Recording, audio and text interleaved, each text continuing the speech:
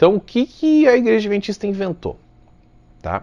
Eles criaram, na verdade, eles absorveram uma ideia de um cara chamado George Storrs, né? A gente falou um pouquinho sobre isso nos vídeos passados. A gente vai falar mais sobre isso no próximo vídeo, vídeo de número 13, que é só sobre o estado dos mortos. Mas, então, eles implementaram essa ideia desse George Storrs, que dizia o seguinte, que enquanto a pessoa, logo em seguida que ela morresse, né, ela não teria consciência, ela estaria numa espécie de limbo ali, dormindo, e o fôlego de vida, que é o espírito dela, na verdade não é um espírito, mas somente um fôlego de vida, voltaria para Deus, que o deu, e a personalidade e o caráter dessa pessoa estaria na mente de Deus, e quando ela ressuscitasse, se ela fosse aprovada no juízo investigativo, quando ela ressuscitasse, Deus criaria, lembre-se o que Ellen White falou, um novo corpo com novas partículas, nada do que era antigo, novas partículas, e ali, como Deus tem na memória dele quem você era, ele coloca ali o seu caráter e a sua personalidade de novo, dentro desse novo corpo que agora vai reviver, né? Então a ideia é essa. Então assim, primeiro, morreu, fica inconsciente até a ressurreição, uma espécie de sono. O ser humano não é feito de corpo, alma e espírito, mas somente de corpo e alma, e ele é holístico, ou seja, morreu, não existe nem alma, nem corpo, nem nada, nada de consciente, tudo vai embora e o fôlego de vida volta para Deus. Bom, essa então é a ideia, né, esse conceito aí do Adventismo, né, com relação à divisão do ser, a dicotomia do ser, que é o que a gente quer falar agora. Por que isso é tão importante a gente entender, né, se o sujeito de fato tem um espírito, tá? Ou se ele somente é um fôlego de vida. Vocês vão entender, tá? Porque isso é extremamente importante. Bom, enquanto eu estava na igreja, os 25 anos ali, 8 ou 9 anos como membro oficial e o restante como criança, adolescente, etc., estudando em colégio adventista também, colégio interno, enfim, passando por toda aquela jornada ali. Para mim, essa questão do estado dos mortos e da dicotomia do ser estava encerrada, né? Por quê? Porque eu não sabia nada da Bíblia. E depois que eu comecei a estudar dentro da igreja, e eu fui, digamos assim, a gente é muito condicionado a ouvir ali o que eles ensinam de uma maneira muito contundente. Você está ali para aprender e você não quer também querer se achar o cara que manja mais do que eles, até porque, né, tem toda essa questão de você ter humildade, né, no aprendizado e tudo mais. Então você fica assim, bom, estou aprendendo com eles e é isso que eles ensinam, tá? E o que eles fazem? Como eu já expus aqui para vocês, o Adventismo ele tem que tirar versos fora de seu contexto, colocá-los de maneira isolada para que as doutrinas deles possam funcionar. Então, quais eram os versículos que eram marretados ali, e ainda são até hoje para todos os adventistas, para querer convencer de que você, depois que você morre, não existe consciência, tá? Eles usam principalmente Eclesiastes 9:5, olha o que diz lá. Pois os vivos sabem que morrerão, mas os mortos não sabem coisa nenhuma. Esse verso, essas palavras, essa frase é marretado, mas os mortos não sabem coisa nenhuma. Como assim? Os mortos não sabem coisa nenhuma. Você está louco, você está indo contra a palavra. Não é isso, tá? Esse versículo foi tirado de seu contexto. Quando eu destrinchar ele, vocês vão entender do que ele está querendo falar, tá? Não é nada disso daqui. Mas vamos lá. Nem tampouco tem eles daí em diante recompensa, porque a sua memória ficou entregue ao esquecimento. Eclesiastes 12:7. E o pó volte para a terra como era, e o espírito volte a Deus que o deu. Ezequiel 18:4. Tá, o espírito volte, Eclesiastes 12:7, né? E o espírito volte a Deus que o deu. Não quer dizer que vai voltar para dentro da boca de Deus, tá? Ele volta para Deus de fato. Claro, porque Deus está no céu, o terceiro céu, e o Espírito vai ficar lá com ele. Mas isso a gente vai explicar melhor daqui 2 capítulos, no episódio 14. Eis que todas as almas são minhas, Ezequiel 18:4. Eis que todas as almas são minhas, como o é a alma do Pai, assim também a alma do Filho é minha. A alma que pecar, essa morrerá. Ok, aí é que você lê isso aqui e fala, tá vendo? A alma morre. Não, não é isso que está falando. Eu também vou explicar esse verso aqui para vocês. Mas eles eram passados para nós e a gente recebia assim e aceitava assim. E, ok, então para mim estava encerrado esse assunto. Tá? Como que eu iria contra, né, os ensinamentos aí da mensageira do Senhor? Quem era eu, né? Para querer, enfim, questionar esses ensinamentos. Ok. Então quem era eu, né? Para fazer esses questionamentos. Bom, o fato era que eu estava ali, achava que eu estava fora da minha alçada, querendo questionar qualquer tipo de coisa nesse sentido. Quem sabe um dia eu iria para a Andrews University, né? Para quem não sabe, a Andrews University é a universidade adventista aqui de maior renome. E aí lá talvez eu entendesse um pouco melhor, né? Todas essas questões. Mas assim, então esses versos, mais à frente, eu comecei a notar que todos eles faziam parte do Antigo Testamento, né? E, na verdade, a maior revelação ali veio através do Evangelho, da vida de Jesus, né? E após a sua ressurreição, principalmente através das cartas de Paulo, que trouxe muita luz a respeito desse assunto aí, tá? Claro, a gente sabe, né? A luz bíblica ela é progressiva. Se não fosse assim, a gente só teria 39 livros no cânon ao invés de 66, né? Então, o Novo Testamento ele trouxe muita luz a respeito, principalmente desse assunto, tá? E claro, né? Ali a questão de Lázaro dorme, tudo aquilo é um eufemismo usado por Jesus, é um eufemismo. Depois vocês vão ver o que quer dizer eufemismo, para vocês entenderem, tá? Que obviamente aquilo não é literal, gente, tá bom? Isso qualquer erudito um pouquinho, né, experimentado sabe disso, tá? Mas tudo bem. Vamos lá. Então assim, isso tudo ele é usado para, né, essas ideias malucas de usar literalmente, ele dorme e tal, a alma que dorme, ou esses outros versos tirando eles fora do contexto. É só uma forma de manter a máquina adventista funcionando e o engano rolando solto ali, tá? Mas então, vamos lá. Afinal de contas, vamos agora mostrar, né? A gente mata a cobra, mas a gente tem que mostrar também como que a gente está matando essa cobra aqui, tá?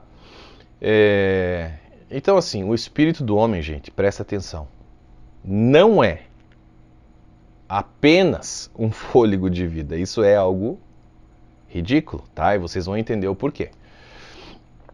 Olha só, a palavra espírito, tá? No hebraico, ela é dita através de 2 palavras, tá?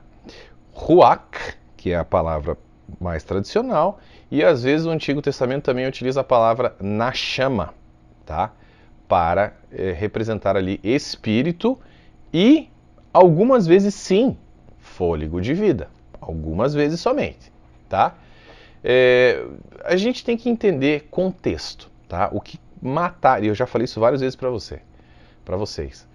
A Igreja Adventista ela matou algo chamado hermenêutica, contexto bíblico, tá? Para os adventistas, para que ela pudesse manipulá-los a acreditar naquilo que eles querem que vocês acreditem. Então, por favor, gente, tá? Vamos acordar, por favor. Eu já trouxe muita coisa aqui para vocês que é suficiente para vocês acordarem, tá? Mas acordem. Estão manipulando vocês. Estão manipulando Vocês. E vocês, manipuladores? Vocês, o tempo de vocês está acabando. Se arrependam. Se arrependam. Escutem o que o Espírito de Deus tem para falar para vocês. Enquanto há tempo. Porque Deus é misericordioso. E só por isso ele não destrói todo mundo. Mas, né? Principalmente por isso que ele dá chance para as pessoas se arrependerem. Aqueles que estão no erro. Tá? Então se arrependam. Se arrependam. Peçam perdão. Mudem os seus caminhos. Antes que seja tarde, parem de mentir para as pessoas. Então vamos lá, contexto. Vamos dar um exemplo de contexto, gente, só para vocês entenderem do que eu estou falando, tá? Vamos pegar uma palavra básica aqui. Luz. Tá? Vamos pegar a palavra luz só para vocês entenderem.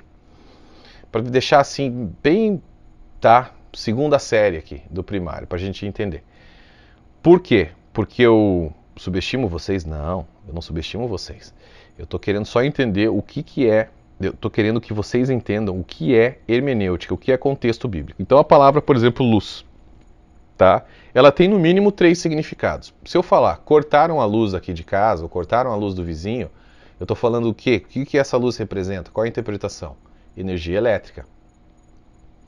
Se eu falo, minha irmã acabou de dar à luz no hospital tal e tal, eu estou falando do que aqui? Eu estou falando de parir.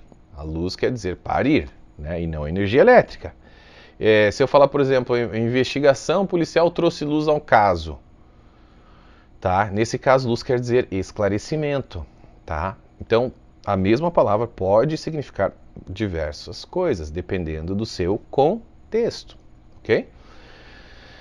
Então, é importante que a gente entenda isso, tá? Mas assim,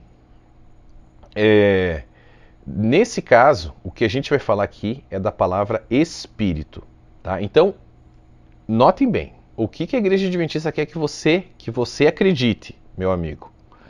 Que a palavra espírito quer dizer fôlego de vida ou ar. Nada mais do que isso. Tá. Então vamos ler alguns versos da Bíblia que falam sobre isso e vamos colocar essa tradução para ver se ela encaixa. Vamos ver se a interpretação adventista está correta? Vamos testar. Provérbios 20, 27. A luz do Senhor penetra o espírito humano e revela todas as intenções ocultas. A palavra utilizada por Salomão aqui foi na chama, tá? Que algumas vezes, como eu disse, pode ser traduzida por fôlego de vida, dependendo do seu contexto. Contudo, nesse caso, ela definitivamente não faria qualquer sentido se a gente traduzisse ela como fôlego de vida. Vamos fazer a prova? Vamos lá.